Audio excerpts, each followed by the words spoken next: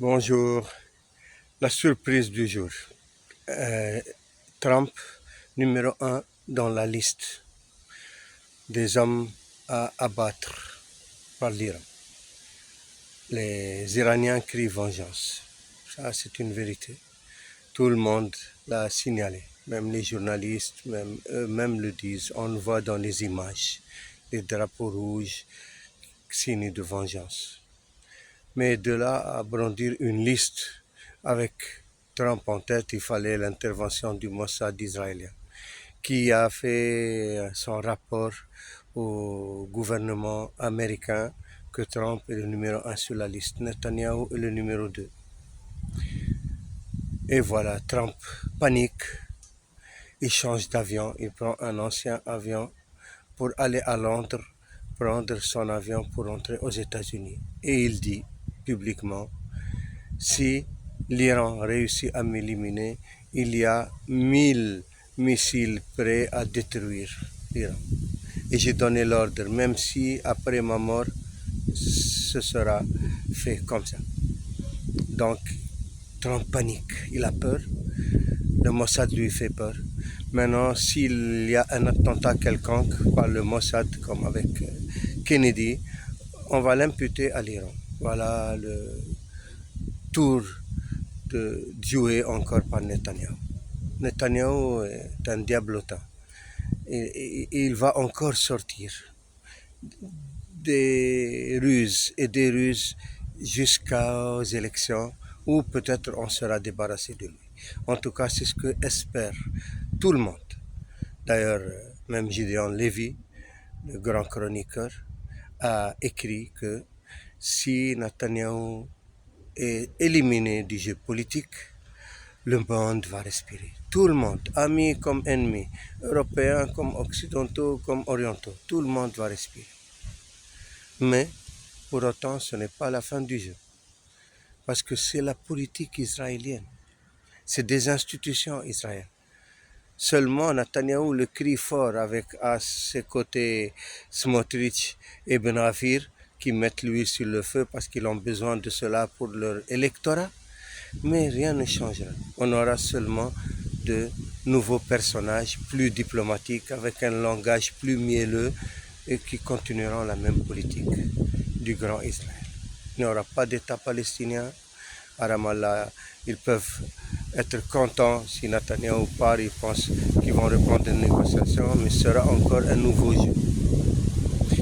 Il n'y aura pas de paix avec Israël. Ça, c'est certain. C'est la politique israélienne. Maintenant, Netanyahou va essayer de faire entrer Trump dans les élections israéliennes pour ne pas perdre les élections. Il va lui demander d'influencer ou de faire pression sur le président pour une grâce ou pour qu'on arrête les procès contre Netanyahou. Parce qu'il a peur, même après les élections, il va aller en prison, Netanyahou. Donc, il va essayer de sauver ça. Pas de sauver Israël. Et les Américains ont compris. En tout cas, certains têtes dans l'administration américaine ont compris. Et chaque fois que Netanyahou ou le Mossad envoie un dossier, ils le passent au crible pour voir quel piège il y a dedans. Mais seulement la pression faite sur Netanyahou par les journaux et par les hommes d'Israël dans son cabinet font qu'il prend ses décisions sur le chaud. Ils savent comment le manipuler. C'est incroyable comment la politique internationale est arrivée à ce point. Des menaces de mort pour des chefs d'État, des attentats meurtriers contre des grandes personnalités et même contre des chefs d'État. On n'oublie pas Raisi, qui certainement c'était un attentat, et Ali Khamenei, ils ont commis l'irréparable. 40 millions de personnes sont sorties dans les rues pour soutien pour la politique d'Ali Khamenei et en hommage à Ali Khamenei. Donc sa politique va continuer en Irak et en Iran. 40 millions en Irak et en Iran. Donc, et l'administration américaine qui faisait tout pour séparer les chiites irakiens des chiites iraniens a réussi finalement à les souder indéfectiblement. Et encore maintenant, Erdogan, il vient dans le jeu. Erdogan, maintenant, il devient le chouchou de Trump. Et il demande les F-35. Et il est prêt à vendre le S-400 à un État tiers, apparemment les Émirats, pour qu'il soit analysé par les Américains et les Israéliens. Donc, il joue sur un fil, Erdogan. Il va maintenant s'attirer les foudres de la Russie et de Poutine pour, s'il met en acte ce jeu de la vente des S-400. Il va récupérer les F-35. C'est même pas sûr parce que Netanyahu va s'opposer jusqu'au bout, Israël va s'opposer jusqu'au bout avec son lobby. Donc ils vont traîner jusqu'au départ de Trump. Donc Erdogan va faire un marché de dupes. Mais je ne crois pas qu'il est bête à ce point parce que c'est un renard de la politique. Donc peut-être lui aussi il joue le jeu de Trump qui est venu l'encenser devant tout le monde et il le met presque à la tête de l'OTAN. Il essaie de pousser Erdogan contre la Russie pour sauver l'Ukraine et en même temps contre l'Iran pour qu'il représente l'OTAN parce qu'il essaie d'embarquer l'OTAN dans la guerre avec l'Iran. Donc c'est un jeu de dupes qui est en train de se faire devant nos yeux et on regarde chaque jour des nouvelles de plus en plus extraordinaires, de plus en plus improbables. On ne comprend même plus comment ils pensent ces gens, quelle est leur stratégie, s'il y a une stratégie. Apparemment, le monde est suspendu aux humeurs de Trump. Chaque jour, il faut qu'on parle de lui. D'ailleurs, son ancien avocat disait que Trump m'appelait tous les jours pour me dire alors aujourd'hui qu'est-ce qu'il y a, qu'est-ce qu'on sort. Il faut qu'on parle de lui, en bien ou en mal, en scandale ou en affaire. Il faut qu'on parle de lui. Et effectivement, depuis qu'il est au pouvoir, on ne parle plus que de Trump. Le monde entier est suspendu aux décisions de Trump. Qu'est-ce qui va se passer? En tout cas, les Iraniens, ils ont fait comme les Israéliens, une cellule psychologique avec des psychologues qui étudient le comportement et les paroles de Trump. La Turquie, je pense aussi, a fait pareil.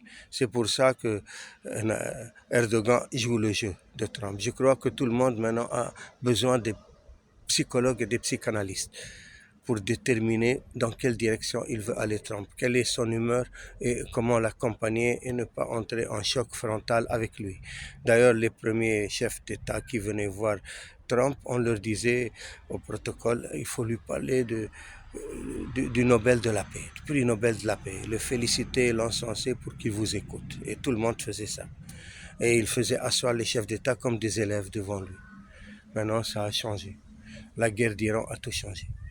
L'Iran a montré la faillibilité des États-Unis.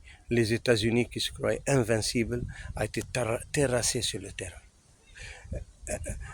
Maintenant, presque 2 tiers de son armement est hors circuit. Ils sont en train de le réparer ou ils sont en train de trouver des solutions. Ils n'ont plus les capacités militaires qu'ils prétendaient avoir.